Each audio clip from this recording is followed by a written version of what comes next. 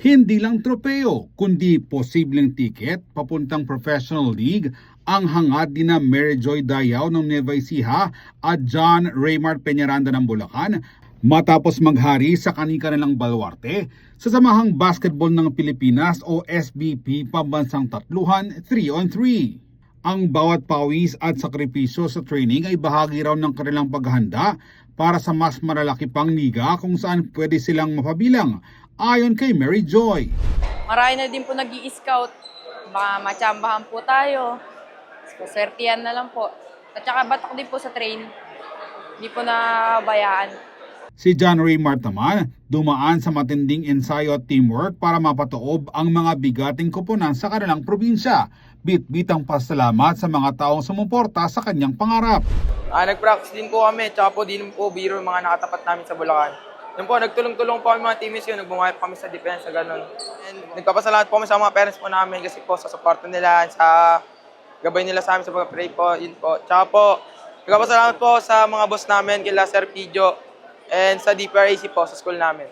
Ayon kay Coach Raymond Angeles ng Sirio San Fernando, malaki ang naitutulong ng 3-on-3 sa paghubog ng mga kabataan at maengganyo sa sports. Kasi parang ito na yung nagiging training ground tapos exposure ng mga bata for the future leagues, no? So as early as summer, mas napaka-importante nito, no? Tapos sa mga bata, at least yung time nila napupunta sa sports, no? Meron silang pinagkakaabalahan. So, marami silang matututunan, disiplina, teamwork, camaraderie, at nakakamit sila ng mga ibang players coming from different provinces. So, sila ay kabilang sa mga naglaban-laban sa SBP 3-on-3 Pambansang Tatluhan Regional Final Zone 3 na ginanap sa Mini Convention Center sa Bacolor, Pampanga nitong Linggo, May 10. Ang top 16 na koponan ng Boys and Girls Division sa 7 probinsya at 9 na syudad ng Central Luzon ang nag-qualify para sa inaabangang bakbakan sa 3-on-3 basketball. Well, we had our provincial qualifiers and city qualifiers. Kunwari, Aurora, Tarlac, magkaroon ng provincial qualifiers yan, in which may mga 12 teams, 10, 20 teams for boys, iba-iba.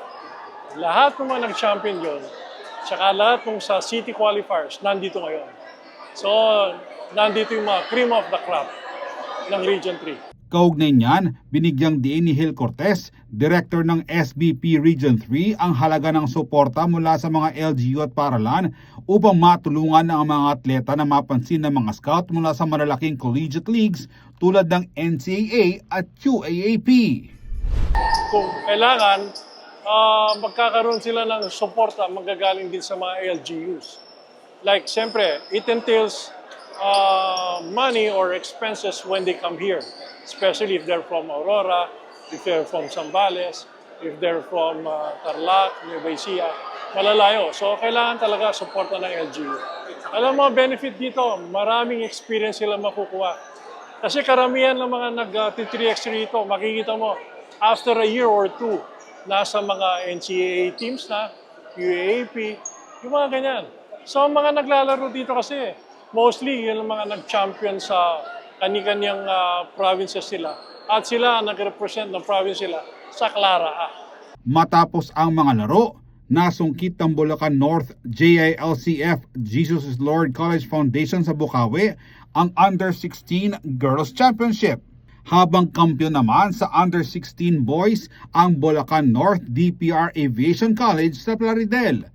Ang tagumpay na ito raw ang magdadala sa young athlete sa pambansang entablado kung saan mas matinding tapatan at mas malaking oportunidad ang nag-aabang sa kanila.